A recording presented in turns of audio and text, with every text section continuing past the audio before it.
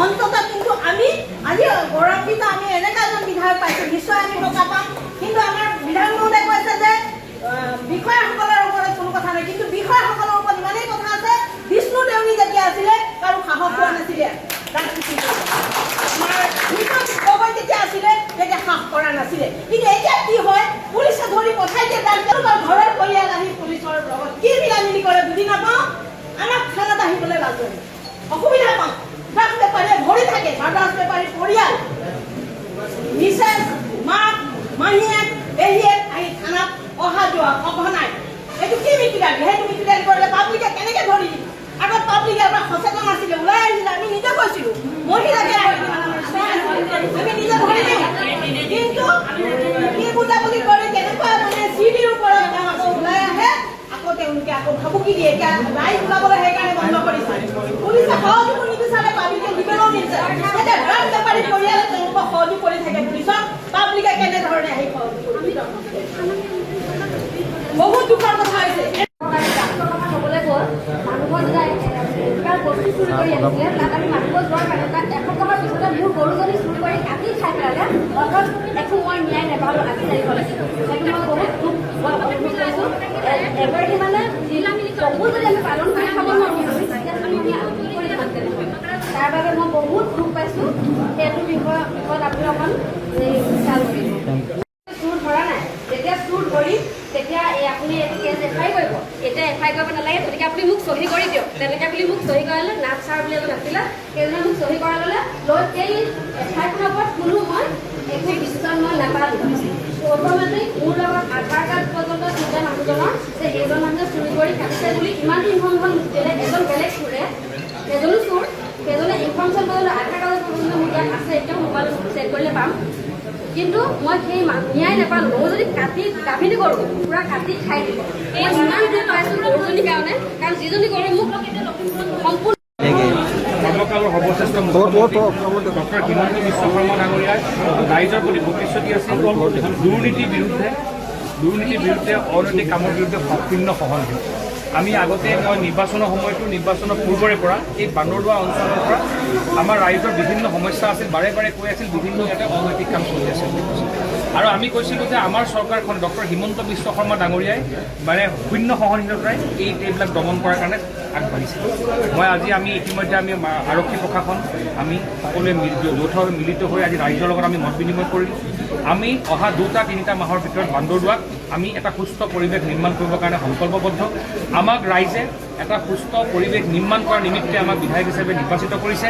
Doctor Himanta Biswa Sarma ডাঙৰীয়াৰ প্ৰতি বিশ্বাস জগাই ৰাইজে আমাক ভোটদান কৰিছে।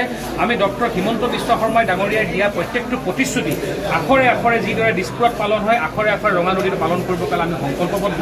আৰু যোৱাকালিয়ে কৈছোঁ, যিসকলে সমাজ বিৰোধী কামৰ লগত জড়িত হৈ আছে, তেনেকুৱা ব্যক্তি কোনো ধৰণৰ প্ৰশ্ৰয় ৰঙা নদীত প্ৰদান কৰা নহয়। আইনৰ ব্যৱস্থাৰে, আইনৰ মাজেৰে যিধৰণে দমন কৰিব লাগে, কোনো শূন্য সহনশীল চিন্তাৰে ইয়াত দমন কৰা হ'ব। আৰু আজিৰে পৰা ইতিমধ্যে প্ৰশাসনে বিভিন্ন কাৰ্যকলাপ হাতত লৈছে। আপোনালোকক মই কৈছোঁ যে 6টা মাহ আমি কথা নাপাতোঁ, 6টা মাহ কাম কৰিব দিয়ক। আৰু ডক্টৰ হিমন্ত বিশ্ব শৰ্মা ডাঙৰীয়াৰ চৰকাৰৰ ওপৰত বিশ্বাস ৰাখক।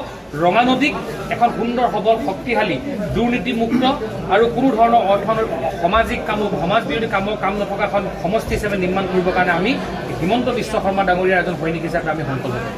হিমন্ত বিশ্ব শৰ্মা ডাঙৰীয়াৰ নেতৃত্বৰ চৰকাৰৰ কাৰণে সকলো সম্ভৱ। ডক্টৰ হিমন্ত বিশ্ব শৰ্মা ডাঙৰীয়া অসমৰ মুখ্যমন্ত্ৰী হোৱাৰ লগে লগে আজি উত্তৰ পূৰ্বাঞ্চলৰ লগতে ভাৰতবৰ্ষৰ এজন শক্তিশালী নেতা।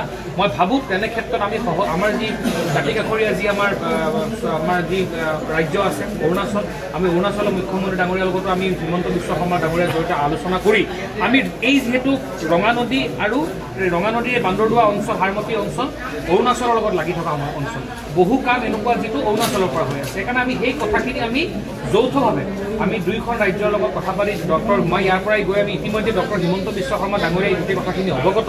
মই ভাবোঁ অহা 2-3 মাহৰ ভিতৰত এটা বান্দৰদোৱাৰ এটা সুন্দৰ পৰিৱেশ নিৰ্মাণ হ'ব।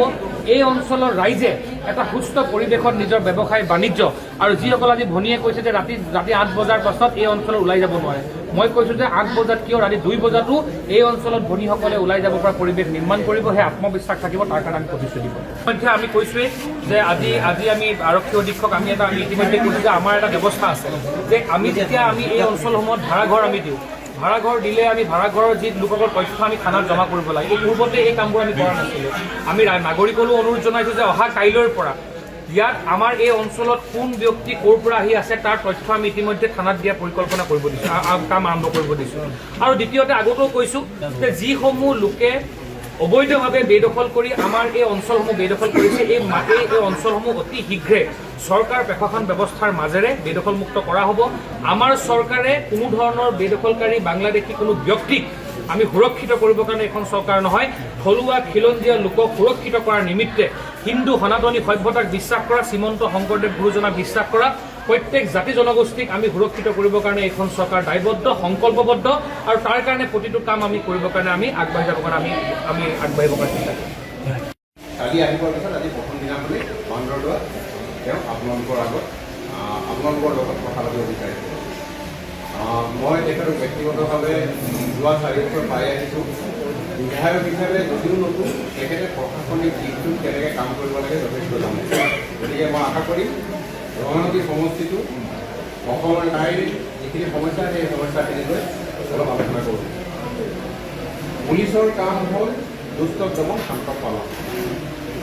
যদি দুষ্টই ভয় নকৰে, শান্তই যদি শান্তি অনুভৱ নকৰে, তেনেহ'লে পুলিচ বিপদ হৈছে।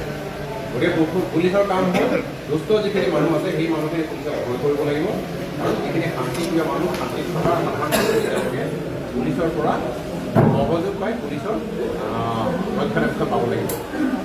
এতিয়া ইয়াত যিখিনি কথা ক'লে, ইয়াত মেইন সমস্যাটো হৈছে ড্ৰাগছৰ আপোনালোকৰ যিখিনি স্পেচিফিক তেনেকুৱা কোনে কোনে কৰে, কি কৰে, কোনোবা এজন মানুহ যিকোনো এজন আপোনালোকৰ দায়িত্ব মানে কি তেখেতৰ হাতত দিলে হ'ল। আপুনি আপোনাৰ তাত নাম দিব, থানাত নাম দিব নালাগে, আপোনাৰ তাত নাম দিব।